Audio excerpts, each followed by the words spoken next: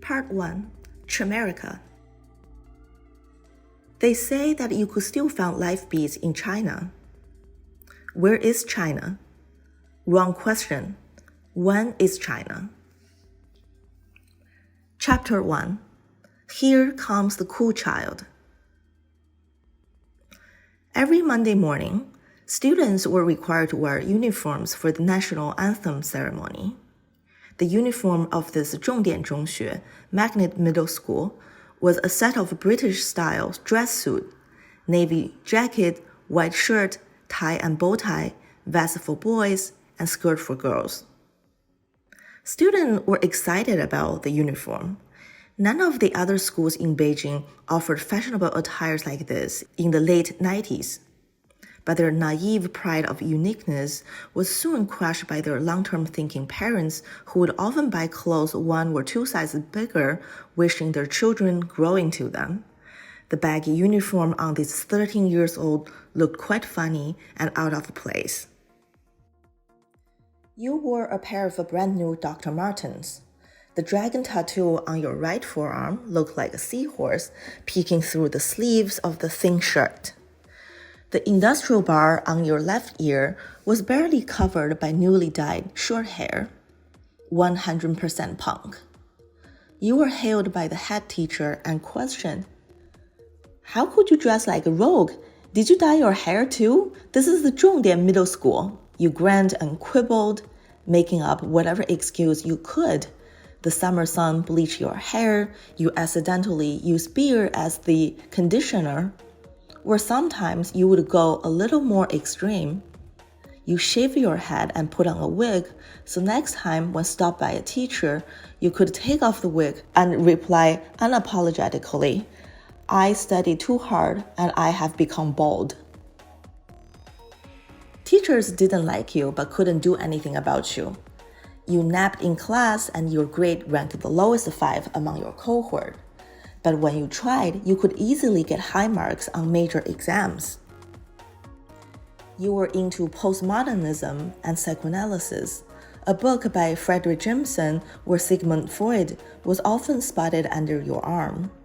You seized any writing opportunity in the composition class to give the teacher a lesson on famous homosexuals throughout Chinese history, or open the eyes of your classmates with sexual stories and tales of well-known people and faraway places. When other students performed songs by Britney Spears and danced with the Titanic at the annual May Gala, you used a Waiting for Godot-like drama to protest the educational system, drawing enthusiastic cheers and boos from the audience. You were the cool child at school, at odds with everything normative. Chinese familial traditions, exam-oriented education, and Communist Party authority, you name it. Oddly enough, cool kid or cool happened to be the Mandarin translation of queer. The rendezvous with queer theory was your destiny. I learned about queer when you introduced me the anthology Queer Theory, Western Thought on Sexuality in the 90s, translated by well-known sociologist of sexuality Li Yinghe. Unlike most of the publications and public discussion on the topic of homosexuality that meant to teach you to be a good gay, the queer thesis of anti-normativity and gender performativity, along with the forbidden puppy love knocking at my heart, turned my world upside down.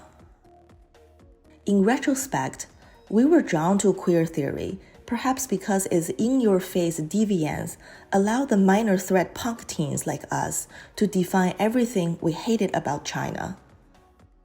Like many Chinese scholarly and activist engagement with sexuality since the 80s, we were deeply entrenched by the mission of saving China from its political alienation and cultural backwardness.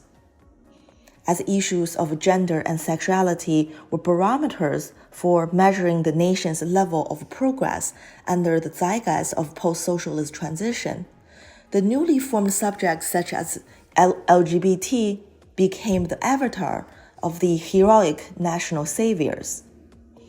Even though queer individuals were not granted legal protection and citizenship in the PRC, the nation's future was indeed, tweaking Lee Edelman's words, the cool kid stuff. Unfortunately, saving China was what severed us. Come on, it's not end of the world. You dismiss my silent protest.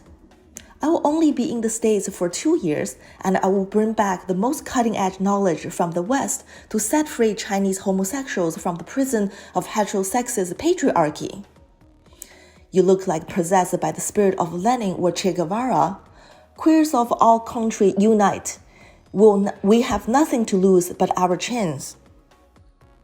Sure, I sneer at the proletarian in the baggy school uniform in front of me. I'm sure you'll be a great leader of the queer Middle Kingdom. It turned out that the queer future you envisioned was no bullshit. In the year 2029, after decades of military rivalry, technological standoff, and economic stagflation, two of the most powerful nations in the world put behind their ideological differences and took a surprising turn to merge into one. In the face of a new common enemy, precarity, and the widening gap between social classes that threatened to topple both regimes, the nascent super empire, Mankind Unity of Chimerica, launched a mass campaign that promised to uplift the previously oppressed and to restore social harmony and prosperity. Optimizing resources and the most advanced technology, the Unity initiated BJ Dome, a metaverse-like interface that allows its users to be synchronized with life experiences of others. The LGBT+ identified, racially marginalized, and the economically dispossessed soon became the most wanted, for their struggle of oppression, violence, and inequality were believed the best variables to transform the privilege and to rectify social illness. Switching on the red sun, Chimera Purple, tiny photon upconverting nanobots in the donor's body, projects memory neutrons of the donor into the interface, forming what is called life beads. After a quick trimming at the end of the blue sun, life beads are ready to be transfused to the receivers, who wait eagerly to morph into their progressive better selves. The body of the queers is now the medium of revolution and redemption, and the lived history of pain and suffering is a new drug quenching the multicultural thirst. The once deviant and despised in the old world are now the amulet shielding against any charge of racism or homophobia, admired and sought after in the parade of diversity. As the troublemakers and public threat are put on the pedestal and busy enjoying praise and cheers, no more fuss on the street. Chimerica, the perfect unity of contradictions, is proved the best model of managing precarity and resistance in a renewed world of the 21st century. Oh, by the way, did I mention I'm the creator of BJ Dome?